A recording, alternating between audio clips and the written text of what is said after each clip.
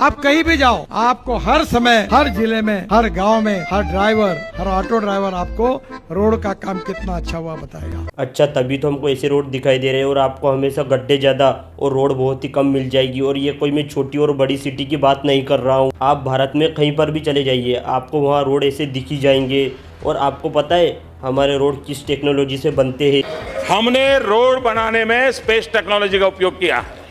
Space technology से photography होती है, मॉनिटरिंग होता है। इसलिए तो रोड में गड्ढे हैं या गड्ढे में रोड, ये हमको पता ही नहीं चलता। क्योंकि बेचारे रोड बनाने वाले तो रोड बना रहे हैं, पर बेचारों को उनको ये नहीं पता कि रोड में गड्ढे कैसे हो रहे हैं। और इन गड्ढे वाली सड़कों में आज हमारे इंडिया की टॉप 4 सिटीज स्ट्रगल करती हुई दिखाई दे रही है, वो भी किसमें? ट्रैफिक जाम में। और इस ट्रैफिक जाम की वजह से पता है इन चारों सिटियों का नुकसान कितना होता है? और इन चारों सिटियों का सिर्फ ट्रैफिक की वजह से ही $22 बिलियन का नुकसान हो जाता है। इसलिए इंडिया के लिए सिर्फ ट्रैफिक नहीं, इंडिया के लिए ट्रैफिक सबसे बड़ी प्रॉब्लम बन चुकी है। और इसके क्या क्या नुकसान है, और हम भारत में बहुत ही अच्छे रोड बनाकर और इस प्रॉब्लम को और भी अच्छी तरीके से सोल्व कर सकते हैं, जिसकी वजह से भारत का हर साल लाखों करोड़ों का इस ट्रैफिक की वजह से नुकसान होता है। और आज हम जानेंगे इस ट्रैफिक की वजह से क्या क्या नुकसान होता है और कैसे हम हमारे देश में अच्छे रोड बनाकर हमारे देश को और भी अच्छा डेवलप कर सकते हैं। तो आइए जानते हैं इस वीडियो में।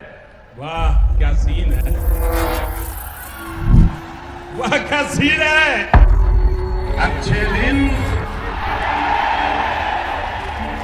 अच्छे दिन, वाह। इस वीडियो में हम पहले बात करते हैं नॉइस पोल्यूशन की। अब जैसे गाड़ियां चलती है तो उससे ही सबसे ज़्यादा नॉइस पोल्यूशन होता है। तो जैसे ही जाम लगता है वैसे ही लोग हॉर्न बजाना स्टार्ट कर देते हैं और भारत में ही सबसे ज़्यादा लोग हॉर्न बजाते हैं। और एक रिपोर्ट के अकॉर्डिंग देखें तो 2019 में मुंबई में सबसे ज़्यादा हॉर्न का शोर शराबा था, वो भी 80 डेसिबल्स तक। जबकि WHO की एक रिपोर्ट के मुताबिक देखें तो किसी भी जगह पर 55 डेसिबल्स से कम शोर शराबा होना चाहिए। पर भारत में तो अलग ही चल रहा है, लोग अगर जो एक बार हॉर्न बजाना स्टार्ट कर दिए तो बंद ही नहीं होते। और एक रिपोर्ट के अनुसार पता चला है कि इस हॉर्न बजाने की वजह से आपकी फिजिकल हेल्थ पर बहुत ही खतरनाक फर्क पड़ता है। इसीलिए आगे से हॉर्न बजाए तो हमेशा याद रखना कि आपके हॉर्न बजाने से और भी लोगों की फिजिकल हेल्थ पर फर्क पड़ेगा। और यहाँ तक कि और देशों में आप बिना वजह ही हॉर्न नहीं बजा सकते, और हमारे इंडिया में भी ऐसी जगह है जहाँ आप हॉर्न नहीं बजा सकते, जैसे कि स्कूल्स, हॉस्पिटल्स और बड़े बड़े कोर्ट में आप हॉर्न नहीं बजा सकते। लेकिन अब जानते हैं कि गाड़ियों के पोल्यूशन से कितना नुकसान होता है। तो मैं आपको बता दूं, दिल्ली में ही 50% सिर्फ गाड़ियों के पोल्यूशन का ही सहयोग है और बाकी का पोल्यूशन और चीज़ों से होता है। और अगर जो आप इलेक्ट्रिक व्हीकल भी ले लोगे दिल्ली में तो आप दिल्ली का जाम कंट्रोल नहीं कर सकते, क्योंकि गाड़ियां तो ली जा रही है ना। अब चाहे वो गाड़ियां इलेक्ट्रिक हो या पेट्रोल वाली हो, उससे क्या फ़र्क पड़ता है, गाड़ियां तो उपलब्ध है वहाँ पर। दिल्ली में एक चीज़ और एक ऐसी रहेगी जिसकी वजह से वहाँ हमेशा ही पोल्यूशन रहेगा, वो है डस्ट। क्योंकि जब गाड़ियाँ चलती है तब डस्ट बहुत ही ज़्यादा हवा में उड़ती है, जिसकी वजह से आप दिल्ली में बहुत ही ज़्यादा इलेक्ट्रिक व्हीकल भी ले आओगे तो भी कोई फ़र्क नहीं पड़ेगा, क्योंकि फिर भी तो डस्ट गाड़ियों से ही उड़ रही है। क्योंकि आप डस्ट के पोल्यूशन को कभी भी ख़त्म नहीं कर सकते। इससे एक बहुत ही अच्छी चीज़ होगी कि जो पोल्यूशन है वो बहुत ही कम हो जाएगा दिल्ली में। और अगर जो और देशों को देखें तो वहाँ गाड़ियाँ बहुत ही कम होती है, जिसकी वजह से वहाँ पोल्यूशन भी बहुत ही कम होता है। और वैसे ही जाम का लफड़ा है, क्योंकि आप जितनी गाड़ियाँ आपके शहर में रहेगी उतना ही जाम आपके शहर में लगेगा। इसलिए आप जाम को ख़त्म नहीं कर सकते। अगर जो आपको जाम को ख़त्म करना है तो आपको कम से कम गाड़ियाँ परचेस करनी पड़ेगी, जिससे होगा ये कि जो ये कार है ये बहुत ही ज़्यादा स्पेस लेती है। और आप किसी भी व्हीकल के मुताबिक देख लो, क्योंकि आप ही सोचो अगर जो किसी ने कार परचेस की है तो उस कार में कितने लोग जा सकते हैं, 4 लोग या मैक्सिमम 7 लोग। पर अगर जो वही लोग एक बस से सफ़र करे तो स्पेस कितनी ज़्यादा बढ़ जाएगी। अब ये तो है नहीं कि हमेशा एक कार में 7 या 8 लोग ही सफ़र कर रहे हैं, बहुत कारों में 3 से 4 लोग भी होते हैं और बहुत कारों में एक इंसान भी चला रहा होता है। जैसे कि आपको एक एग्जांपल से बताता हूँ, जैसे कि ये जाम लग रहा है, अब तो ऐसा तो है नहीं कि हर एक कार में 7 से 8 लोग बैठे होंगे, किसी में 3 से 4 भी बैठे होंगे, किसी में 2 से 3 भी बैठे होंगे,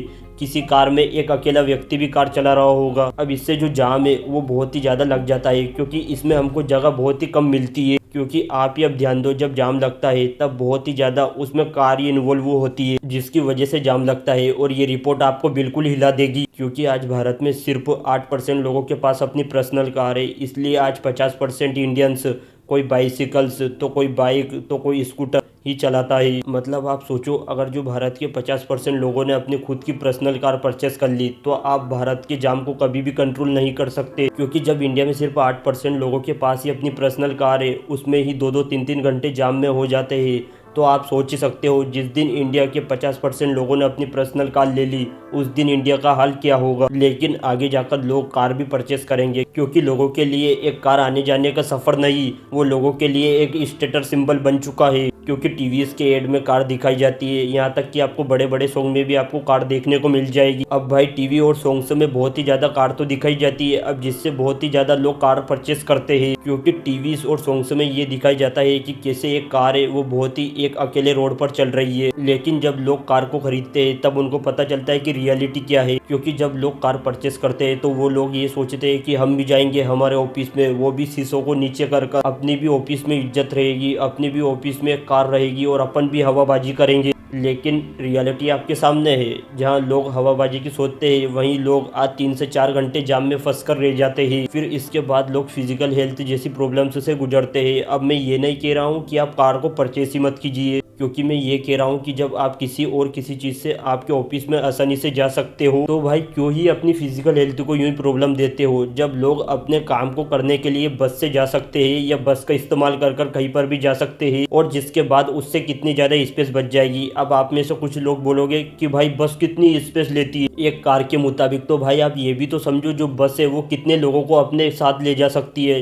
40 या 50 लोगों को तो आराम से ले जा सकती है एक बस। और जिसके बाद अगर जो लोग एक बार करने लग गए तो इसमें हमारा ही फायदा है। जिसके बाद आपके मन में एक ख्याल आया कि क्यों ना हम रोड को ही ज़्यादा बना दे, जिसकी वजह से जाम भी नहीं लगेगा, क्या पता उससे रोड पर भी जाम नहीं लगे।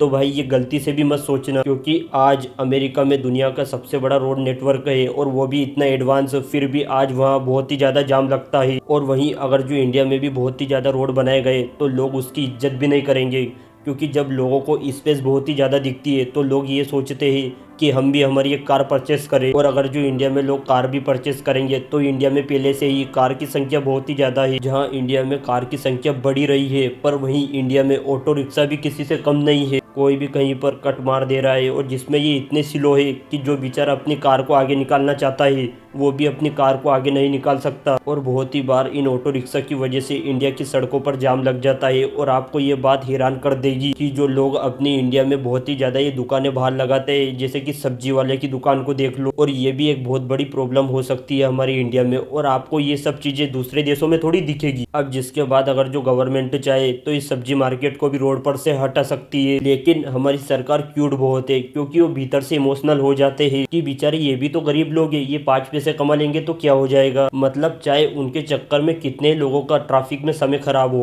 पर सरकार को थोड़ी कोई फर्क पड़ता। जिसके बाद आपको इंडिया में अमेरिका जैसी रोड देखने को मिल जाएगी। पर चाहे सरकार ने कितनी रोड बना दी हो, पर उन रोड पर इतने खड्डे हैं। पर आप पहले अमेरिका की रोड की क्वालिटी को देखो, फिर इसके बाद आप इंडिया की रोड की क्वालिटी को देखो, जमीन आसमान का फर्क आएगा। मतलब कि आप ही भीतर से सोचिए कि आज इंडिया में कितनी बदतर हालत हो चुकी है रोड की, और आज वही रोड टिक रहे हैं जो अंग्रेज 100 साल पहले बनाकर गए थे। क्योंकि जो आज इंडिया में जो पॉलिटिशियंस रोड बनवाते हैं, वो पॉलिटिशियंस आपको 5 या 10 सालों में फिर से आपको नई रोड बनवाते हुए दिख जाएंगे। अब जिसके बाद ये गलती कोई इंडिया की जनता की नहीं है कि उन्होंने जानबूझकर इन रोडों को खोद दिया है। ये गलती तो उन नेताओं की है जो सरकार से रोड बनाने के लिए पैसे लेते हैं। और फिर आपको तो पता ही है कि कितने रोड बनाने में पैसे लगते हैं और कितने पैसे उनकी जेब में चले जाते हैं। क्योंकि आज हमारे देश में करप्शन बहुत ही ज़्यादा पीक लेवल पर है, और ये बात मैं कोई हवा में नहीं बोल रहा हूँ, आपको बिल्कुल प्रूफ के साथ बताऊंगा। अब जैसे कि एक रिपोर्ट है इंडिया टुडे की, ये आपको भीतर से हिला देगी। क्योंकि जो अहमदाबाद में हटकेश्वर ब्रिज है, अब जैसे कि ये ब्रिज बनाया गया था, पर ये ब्रिज इसलिए बनाया गया था क्योंकि वहाँ बहुत ही ज़्यादा भीड़ भाड़ वाला एरिया था, जिसकी वजह से सरकार ने ये ब्रिज बनाया था ताकि लोगों को इधर से उधर जाने में दिक्कत ना हो। लेकिन उसी सरकार ने टैक्स पेयर के पैसे को इस तरीके से बर्बाद किया है, क्योंकि जो ब्रिज 2017 में 42 करोड़ रुपए की लागत से बना था, और फिर जब जैसे ही इस ब्रिज को चालू किया तो फिर इस ब्रिज को वापस 2022 में बंद करना पड़ा, क्योंकि उस ब्रिज में इतने गड्ढे हो चुके थे। जितना नेता के दिल में गड्ढे हैं लोगों के प्रति, वो इसलिए क्योंकि जिस कंस्ट्रक्शन वाले को इस ब्रिज को बनाने के लिए दिया गया था उसने ऐसा शानदार ब्रिज बनाया कि इस ब्रिज को 2022 में बंद ही करना पड़ा और फिर इसके बाद ये ब्रिज 3 सालों से बंद है। और इस ब्रिज को बनाया था किसने? अजय इंफ्रा कंपनी ने। और फिर जब इस ब्रिज में गड्ढे हुए तब लोगों को असली सच्चाई पता चली इस ब्रिज के बारे में। और फिर उसके बाद अहमदाबाद नगर निगम ने उस ठेकेदार को ही 10 साल के लिए ब्लैक लिस्ट कर दी। मतलब देख रहे हो, ब्रिज को 2015 में बनाना स्टार्ट कर दिया था, फिर इसके बाद 2017 में ब्रिज बन भी जाता है और फिर उसी ब्रिज को 5 सालों में वापस बंद करना पड़ता है। फिर जैसे ही उस ब्रिज को बंद किया जाता है तो उस ब्रिज में 3 सालों बाद फिर से काम चालू कर दिया जाता है। और जिसके बाद इतना करप्शन तो अंग्रेज भी नहीं करके गए थे जितना आज के टाइम पर ये नेता लोग कर रहे हैं। अगर जो आपको पैसे चाहिए तो भाई सरकार से साफ साफ बोलो, इन टैक्स पेयर का पैसा क्यों खा रहे हो। और ये कोई एक लौता एग्जाम्पल नहीं है, आपको एक और बड़ा एग्जाम्पल बताता हूँ। इस विकिपीडिया की रिपोर्ट को देखो जिससे आप जान सको कि आपके टैक्स से दिए गए पैसे से सरकार कितना अच्छा फायदा उठा रही है। क्योंकि अभी हाल ही में ही 2024 में अटल सेतु ब्रिज को बनाया गया था। और एक और बार रिपीट कर देता हूँ, सिर्फ 2024 में ही अटल सेतु ब्रिज को बनाया गया था। ठीक से 3 साल भी नहीं होने दिए उस ब्रिज को और उस ब्रिज में ही गड्ढे दिखने लग गए। और जिसके बाद जो अटल सेतु में जो गड्ढे हुए थे उन्हीं गड्ढों को आपको नहीं बताने के चक्कर में उसमें माल लगाया जा रहा है। और पता है इस 18 किलोमीटर के ब्रिज को बनाने में कितने करोड़ रुपए लगे थे? 17,500 करोड़ रुपए। मतलब देख रहे हो, इस ब्रिज के 1 किलोमीटर को बनाने में इनको 1,000 करोड़ रुपए टैक्स पेयर के दिए गए। पर पता है इन्होंने क्या खतरनाक डिजाइन बनाई? उन्होंने ऐसी डिजाइन बनाई कि ये ब्रिज 100 साल तो क्या 30 से 40 सालों में ही वापस बनाया जाएगा नया। क्योंकि जब आप नई मुंबई की तरफ जाओगे तो वहाँ आपको अटल सेतु ब्रिज में गड्ढे गड्ढे दिखाई देंगे। मतलब आप सोच ही सकते हो कि जब मुंबई जैसी बड़ी सिटी में भी ऐसे हालात है तो अर्बन एरियाज़ में कितने ख़राब हालात होंगे। और जबकि आप भीतर से हिल जाओगे, क्योंकि मुंबई एक ऐसा शहर है जो देश की जीडीपी में सबसे ज़्यादा कंट्रीब्यूट करता है। और मैं इन नेता लोगों से यही बोलना चाहूँगा कि मुंबई जैसी बड़ी सिटी को तो छोड़ जाओ जो सिर्फ इंडिया की जीडीपी में ही अपना 6% देता है। अब जब आप सोच ही सकते हो, जब इतनी बड़ी सिटी की ऐसी हालत है तो दिल्ली, बेंगलुरु और कोलकाता जैसी सिटियों का क्या हाल हो रहा होगा। तो आइए एक बार इन सिटियों पर भी नज़र डाल लेते हैं। और जिसके बाद अगर जो हम एक ईडी की रिपोर्ट के अकॉर्डिंग देखें तो बेंगलुरु दुनिया का दूसरा सबसे भीड़ भाड़ वाला शहर है। जहाँ आपको 10 किलोमीटर कहीं पर भी जाना है तो आपको वहाँ 29 मिनट 10 सेकंड का टाइम लगेगा। मतलब कि अप्रोक्स आधा घंटा। मात्र 10 किलोमीटर पार करने में ही आपको आधा घंटा सिर्फ बेंगलुरु में लगेगा। और वहीं अगर जो हम कोलकाता की बात करें, और जबकि आपको कोलकाता में भी इतना ही टाइम लगेगा। और अगर जो हम दिल्ली की बात करें तो आपको 10 किलोमीटर पार करने में ही दिल्ली में 34 मिनट लग जाएंगे। लेकिन बहुत बार ये टाइम इन तीनों शहरों का बहुत ही ऊपर नीचे हुआ करता है। और जिसमें बेंगलुरु सबसे ज़्यादा सुर्खियों में रहता है, क्योंकि वहाँ आपको बहुत ही ज़्यादा कार देखने को मिल जाएगी। और मैं आपको पहले ही बता दूँ, जहाँ सबसे ज़्यादा कार होती है वहीं सबसे ज़्यादा जाम लगता है। और आपको एक शॉकिंग डेटा बताता, वो डेटा ये है कि जरा इस रिपोर्ट को देखिए। क्योंकि जो बेंगलुरु है वहाँ हर साल एक इंसान के ट्रैफिक जाम में 129 घंटे बर्बाद हो जाते हैं। वहीं मुंबई की बात करें तो मुंबई में हर एक इंसान के ट्रैफिक जाम में हर साल कम से कम 121 घंटे बर्बाद हो जाते हैं। मतलब कि आप देख सकते हो कि लोग कितने कितने घंटे सिर्फ जाम में ही गुजार देते हैं। और वहीं अगर जो दिल्ली की बात करें तो दिल्ली में एक साल में लोग ट्रैफिक जाम में 128 घंटे बर्बाद कर देते हैं, जबकि यही नंबर कोलकाता में 108 घंटे है। अब आप दोस्तों आप खुद ही अंदर से सोचिए कि आपके इस जाम की वजह से कितने घंटे बर्बाद हो जाते हैं हर साल। इसलिए अगर जो एक गाड़ी को खरीदो तो हमेशा 100 बार सोचिएगा कि जो कार है वो आपका कितने घंटे बर्बाद कर सकती है जाम में। अब ये बात तो हो गई जाम की। अब जरा इस वीडियो को देखिए।